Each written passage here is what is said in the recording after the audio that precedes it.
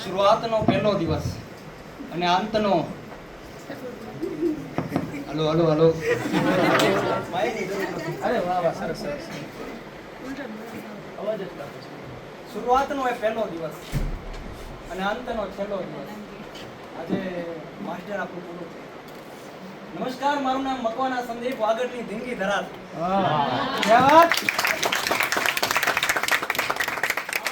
બે વર્ષમાં ઘણી ઘટનાઓ ઘટી છે, ઘણા બનાવો બન્યા છે, પણ માસ્ટર કેમ કર્યું એનો પણ એક સરસ અનુભવ રહ્યો છે.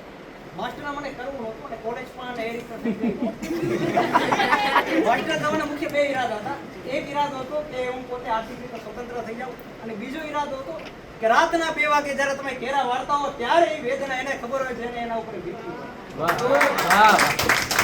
રાતના 2 વાગે જ્યારે કેરા વાળતા હો ત્યારે મનમાં થતું કે યાર અંદર કંઈક છે ને હું એ પ્રેઝન્ટ કરી શકતો નથી. ત્યારે એક જ વસ્તુ દેખાણો કે માસ્ટર કરવું છે, ભુજ જવું, અને પછી વાગડની એ ધીંગી ધરાથી આ ભુજના વાતાવરણમાં શિફ્ટ થવું છે. 9મા ધોરણ પછી હોસ્ટેલમાં આવું છે. એટલે ઘણું બધું થયું છે. આ 2 વર્ષમાં ઘણી ઘટનાઓ ઘટી છે મારા સાથે, કારણ કે મેં ઘણું બધું કર્યું છે.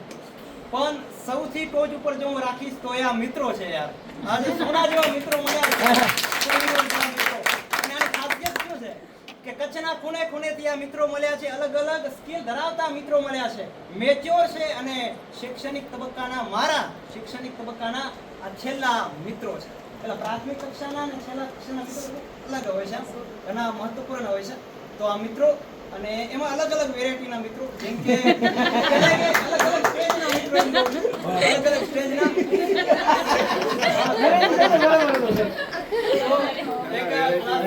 આ સાથે હોસ્ટેલના મિત્રો, એના પણ એક અલગ અનુભવ છે. આ સાથે સ્પીચ કોમ્પિટિશનમાં ઘણો બધો ભાગ લીધો, એમાં અલગ અલગ મિત્રો બન્યા. અને ચોથા પ્રકારના મિત્રો ઘણા ઓછા ને બનતા હોય છે. લિફ્ટમાં જ્યારે તમે જતા હો અને ત્યારે જે મિત્રો બન્યા છે, એવા ઘણા મિત્રો બન્યા છે.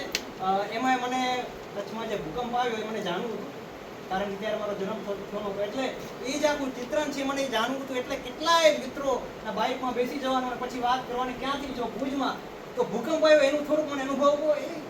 તો એટલી બધી મેં લિફ્ટ લીધી છે, એનો એક અલગ જ અનુભવ છે. પુસ્તકોનું પણ એક ખૂબ મહત્વ રહેલું છે. પ્રાથમિકથી પુસ્તકોનું ખૂબ આકર્ષણ, પણ ક્યાંય વાંચવા ન મળ્યું. પછી રાપરની કોલેજના બીજા વર્ષમાં ખબર પડી કે લાઇબ્રેરી છે. બીજા વર્ષમાં ખબર પડી, તો એમાં પણ થોડુંક એવું વાંચ્યું છું. પણ કોલેજમાં માસ્ટરમાં એટલા બધા પુસ્તકો, એટલા બધા નહીં, પણ તોય ઘણા બધા મેં પુસ્તકો મારા મુજબ મેં વાંચ્યા છે. અને એમાં નવલકથાથી, ટૂંકી વાર્તાથી, કવિતાથી, વિવેચનથી, લોક સાહિત્ય, ઘણી બધી હરોળમાં મેં વાંચ્યું. અને એ રીતે હું કહી શકું, એ ગેરંટી આપી શકું કે આગળનું જીવન મારું શૈક્ષણિક કારકિર્દી સાથે જોડાયેલું રહે કે ન રહે, પણ પુસ્તકો સાથેનો મારો સાથ અવશ્ય રહેશે. પુસ્તકો ઘણું બધું આપ્યું છે. પુસ્તકો સાથે ટ્રાવેલિંગનું પણ હું અહીંયા જોડીશ કે ટ્રાવેલિંગ મને ખૂબ કરવી ગમે છે. અને મને એવું લાગે છે કે આવનારા 1-2 વર્ષમાં ખૂબ ટ્રાવેલ કરવાનો છું, કારણ કે હવે મંજૂરી ઘરથી મળી હોય તો પછી બહારની ચિંતા ન કરવાની હોય. સર્જાઈ છે તો ખૂબ ટ્રાવેલ કરવાનું. અને ટ્રાવેલિંગમાં લિફ્ટ લઈને જવાનું બનેલો આનંદ છે. ડર તો લાગતો જ નથી, બીક તો લાગતી નથી. એટલે તમે ટ્રાવેલ કરી શકો, મજા આવે છે. અને પહેલા ટ્રાવેલ કરવાનો માત્ર એક મકસદ હતો, ઇતિહાસ.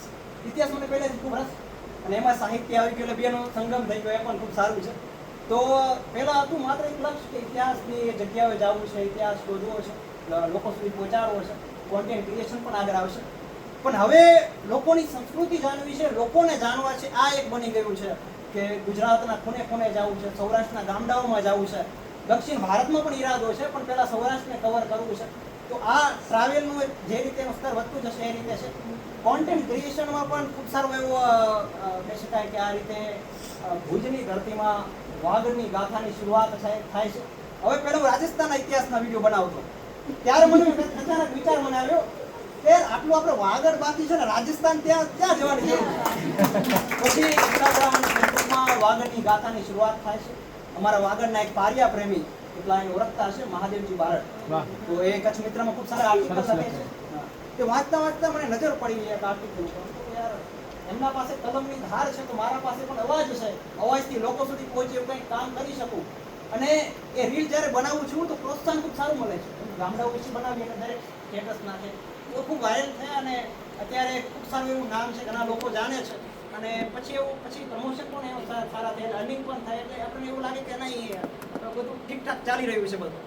તો એ રીતે આ 2 વર્ષમાં તમે જુઓ તો મિત્રો મળ્યા છે, પુસ્તકોનો ભેટો થયો છે, ટ્રાવેલિંગનું સ્તર વધ્યું છે અને સાથે સાથે કોન્ટેન્ટ ક્રિએશન પણ એક સ્તર સુધી પહોંચ્યું છે. વિચારોમાં પણ ઘણી બધી નવીનતા આવી છે, ઘણું બધું બદલાવ આવ્યો છે. તો એ રીતે પરોક્ષ કે પ્રત્યક્ષ રીતે આ માસ્ટરનું મારા માટે કે મારા જીવન માટે ખૂબ મોટી એની ભાગીદારી રહી છે. ખૂબ મહત્વપૂર્ણ આ 2 વર્ષ મારા માટે રહ્યા છે. હવે સૌરાષ્ટ્રમાં મારો પ્રવાસ મને કરવાનો હતો ને પોસ્ટપોન કરવો પડ્યો. એનું એક ખુશીનું રીઝન છે, ઘણા બધા મિત્રોને ખબર પણ છે કે આવનારી 29/4 રોજ મારા લગ્ન નક્કી થયા છે.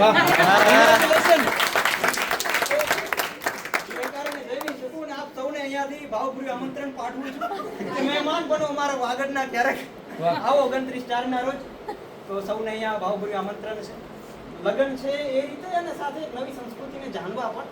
તો ઘણું બધું મળ્યું છે એ રીતે 2 વર્ષમાં.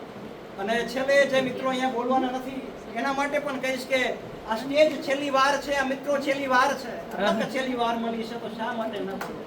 કોણ શા માટે બોલે? તો રાજેશભાઈ જેવા મિત્રોને હું કહીશ કે તમે આવો, તમારી વાતને રજૂ કરો. કારણ કે કંઈક ઘટ્યું છે આ 2 વર્ષમાં, કે કંઈક ઘટ્યું છે આ 2 વર્ષમાં. દરેકના ઈરાદા અલગ હશે માસ્ટર કરવાના, અને માસ્ટર પછીનું જિંદગી પણ બધાની અલગ હશે. તો શા માટે શેર ન કરો તમે તમારા વિચારો જીવનના?